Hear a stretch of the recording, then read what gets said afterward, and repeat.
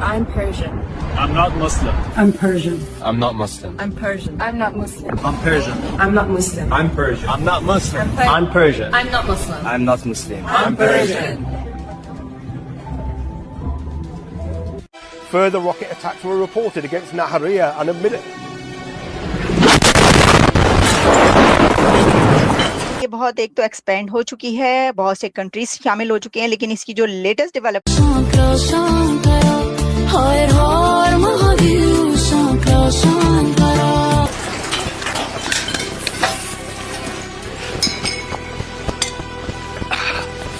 US, Israel and Iran, middle east में भी जो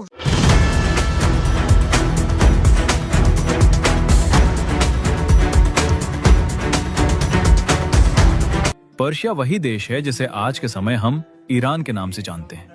ईरान और अफगानिस्तान की सीमा पर भगवान महादेव की एक अत्यंत प्राचीन प्रतिमा भी दिखाई देती है। जंग 2 दिन में खत्म होती है या 2 साल में या 20।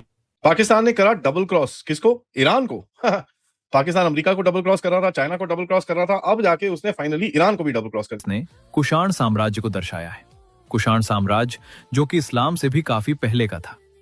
एक समय पर ईरान में न्यूक्लियर नहीं होगी। अगर ये न्यूक्लियर होती है फिर हम इस वक्त बड़ा मुश्किल है ये बताना कि हमारी औकात नहीं है $1.5 का तेल बेचने की, ट्रंप को इस तरह तोहफे में देने की, या ट्रंप को राजी करने के लिए अपने पास से ये तोहफा भेजा। दोस्तों, एक तरफ कश्मीरी मुसलमान जो शिया मुसलमान है वो अपने आप को ईरानी बता रहे हैं, ईरान के लिए चंदा इकट्ठा किया जा रहा है। दूसरी तरफ जो ईरानी है यानी कि जो असली ईरानी है वो कह रहे हैं कि भाई हम तो शिव भक्त हैं, वो हर हर महादेव के लिए का नारा लगा रहे हैं, हर हर महादेव पे भजन बना रहे हैं। और यही पूरा गाना जो ईरानी सिंग करने का है वो हम इस वीडियो में देखेंगे कि क्या उन्होंने कहा है और क्या उनका कनेक्शन है महादेव के साथ, और किस तरह से ये लोग अब पूरी दुनिया को बता रहे हैं कि we are not Muslim, we are Persian. और जिसे सुनने के बाद भारत में जो रहते हैं लोग जो चंदा उन्हें इकट्ठा कर रहे हैं, इनको थोड़ी अकल आनी चाहिए कि भाई जो असली ईरानी है वो तो कुछ और ही बोल रहे हो, तुम कन्वर्टेड लोग जो है किसी अलग ही रास्ते पे जा रहे हो। और ये जो हाल है भारत में नहीं, पाकिस्तान और बांग्लादेश में भी यही हाल है इन लोगों का। ये जिस जमीन पे रहते हैं उसके साथ कनेक्ट नहीं होते, लेकिन एक दूसरे देश के साथ ही बड़ी जल्दी कनेक्ट हो जाते हैं। यहाँ पे सबके बारे में क्या सोचते हैं कमेंट बॉक्स में जरूर लिखिएगा। वीडियो अच्छा लगे तो लाइक करें, शेयर करें, चैनल को सब्सक्राइब करना ना भूलें और बेल का आइकन प्रेस करें लेटेस्ट नोटिफिकेशन। आइए आगे बढ़ते हैं इस वीडियो में।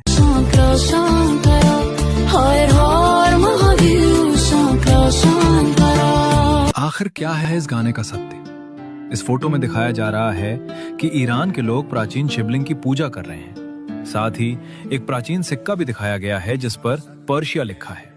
पर्शिया वही देश है जिसे आज के समय हम ईरान के नाम से जानते हैं। ईरान और अफगानिस्तान की सीमा पर भगवान महादेव की एक अत्यंत प्राचीन प्रतिमा भी दिखाई देती है। इजराइल और ईरान का वॉर चल रहा है। इसी बीच इस ईरानी महिला ने ये गाना या भजन गाया है जिसमें ये भगवान शिव से प्रार्थना कर रही है, हे महादेव, मुझ पर और मेरे ईरान पर दया कीजिए। ईरान की जगह इसने पर्शिया शब्द का उपयोग किया है।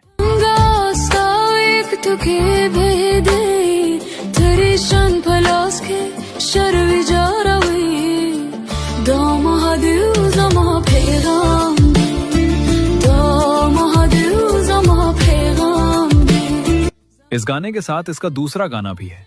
दूसरे गाने में भी इस ईरानी महिला ने भगवान शिव और भगवान विष्णु के साथ साथ मुस्लिम देशों में मिले हुए बाकी हिंदू देवी देवताओं के प्राचीन सिक्के और प्राचीन मंदिर तथा प्रतिमा का उल्लेख किया है।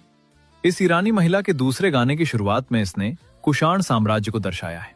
कुषाण साम्राज्य जो कि इस्लाम से भी काफी पहले का था। एक समय पर ईरान में हिंदू लोग रहा करते थे। हिंदू धर्म के बाद ईरान में पारसी लोगों ने राज किया और बाद में ईरान में इस्लाम आया। इसके एंगल्स तो बहुत से हैं, इसके हक में भी बहुत लोग हैं, इसके खिलाफ भी बहुत लोग हैं, लेकिन पहले क्यों ना आप मुझे ये बताइए कि इस वॉर की वजह से क्या कोई रीजनल शिफ्ट आने जा रहा है? एक तो जाहिर है कि रीजनल हम जब बात करते हैं कि US, Israel and Iran, middle east में भी जो वेस्टर्न कंट्रीज है यहाँ पर यूएस और यूरोपियन कंट्रीज, और फिर हमने देखा कि हमले हुए सऊदी अरेबिया और यूएई पे भी। तो क्या आप दुनिया में किस किस्म का चेंज आएगा इस वॉर के बाद? जब ये वॉर खत्म होगी तो क्या कोई बहुत बड़ा शिफ्ट है? शुक्रिया जी, बड़ा अच्छा सवाल है। मैं थोड़ा सा इससे डिफर करूंगा लफ्ज रीजनल से। मेरा ख्याल है कि चेंज जो है वो ग्लोबल है और जंग 2 दिन में खत्म होती है या 2 साल में या 20 साल में। ये पूरी दुनिया का जो ग्लोबल स्ट्रक्चर है उसको चेंज कर देगी।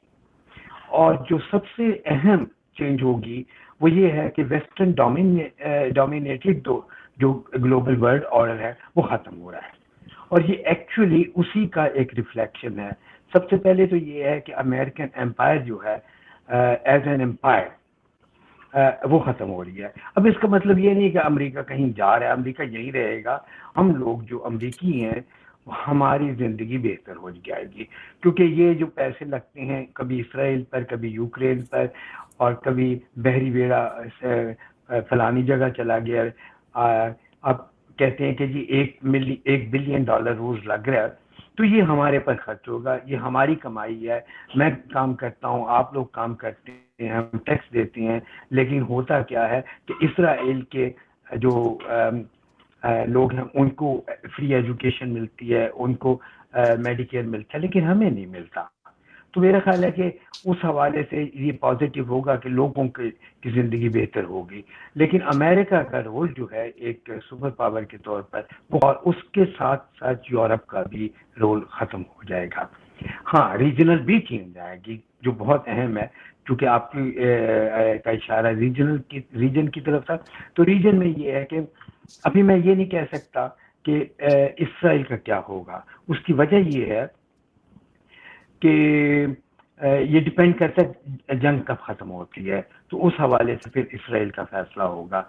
लेकिन ईदर वे जो भी होता है उसमें ये होगा कि ईरान एक रीजनल पावर के तौर पर उभरेगा, और ये बाकी जो अरब जो कंट्रीज हैं इनका रोल ऑलमोस्ट खत्म हो जाएगा। शायद सऊदी अरब का कुछ रोल रहे।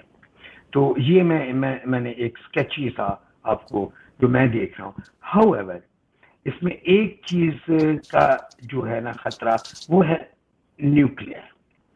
अगर ये जंग न्यूक्लियर बन जाती है, फिर हम नहीं कह सकते कि किस तरफ चीजें जाएंगी। ये मैंने जो नक्शा खींचा है आपकी तरफ, ये उस प्रेमिस पर है कि ये जंग जो है ये जंग ही रहेगी, न्यूक्लियर नहीं होगी। अगर ये न्यूक्लियर होती है फिर हम इस वक्त बड़ा मुश्किल है ये बताना कि क्या सीन होगा उसके बाद।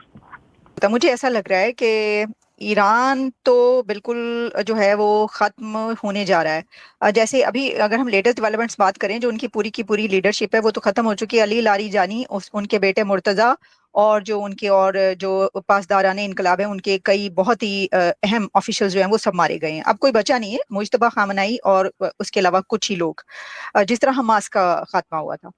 गजाला काजी साहिबा, आप बताइएगा कि आप इस वक्त क्या ऐसा देख रही हैं कि जो अमेरिका के जितने भी मुस्लिम कंट्रीज पे हमले होते रहे हैं, वहां पर जो खामनाई हुकूमत थी उन्होंने जो खवातीन के साथ सलूक किया, कि वहां पर एक बड़ा चंक ऐसा भी है जो इसको सेलिब्रेट कर रहा है, तो ये भी तो साथ मौजूद है। इसके ऊपर आप क्या कहेंगी?